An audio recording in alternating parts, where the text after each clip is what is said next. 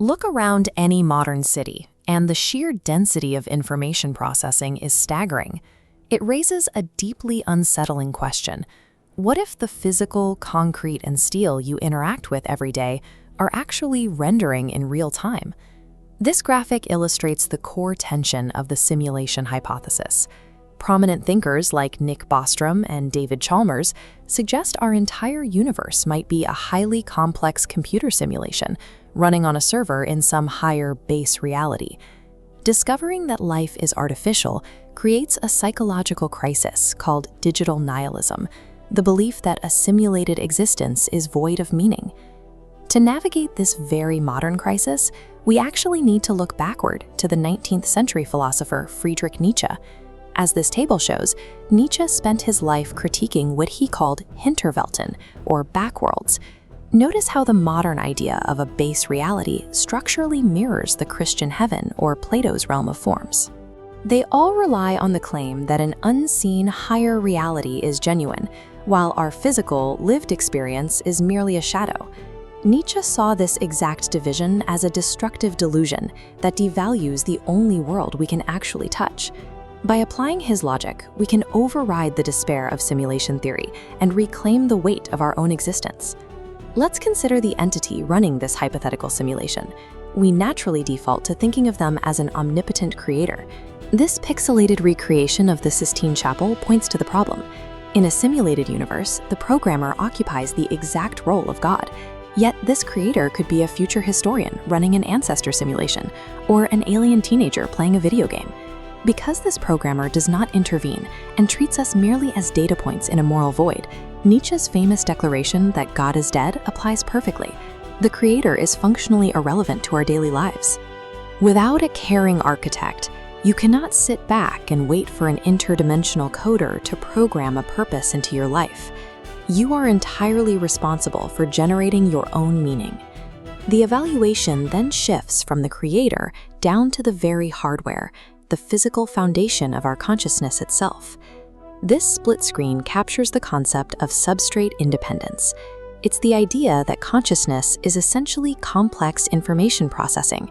It can run on the biological wetware of carbon in a human brain, or on the dry hardware of silicon chips, with no difference to the user. Through the lens of Nietzsche's perspectivism, a simulated pain physically hurts you, and a simulated triumph floods you with genuine adrenaline. The natural drive for self-overcoming, what Nietzsche called the will to power, operates identically, regardless of the medium it runs on. Modern physicists take this a step further.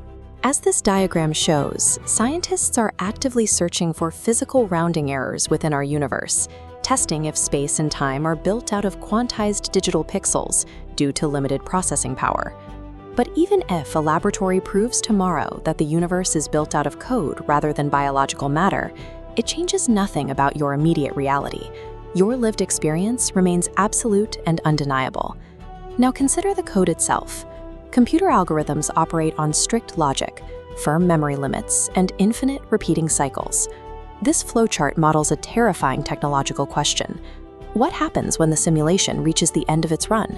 What if, upon your death, the algorithm simply resets, forcing you to run the exact same script of your life infinitely? Nietzsche designed this exact psychological stress test back in the 19th century, naming it the eternal recurrence. A demon appears and tells you that every joy and every pain will repeat forever. He wasn't solving a physics problem. He was measuring human joy. He wanted to know if you could affirm your choices so absolutely that if the system asked to reboot your loop, you would press yes without hesitation.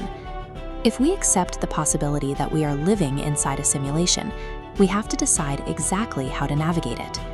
This panel translates Nietzsche's concept of the Übermensch into digital terms. He is the ultimate superuser, an individual who treats the simulation as a creative sandbox to fully unfold their inner potential. Think of Vincent van Gogh.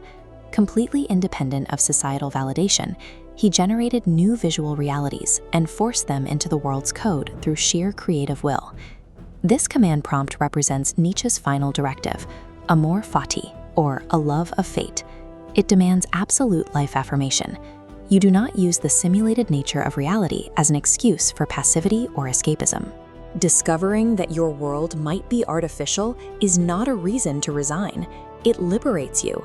You are free to maximize your creative potential, love your specific code, and become the sovereign architect of your own meaning.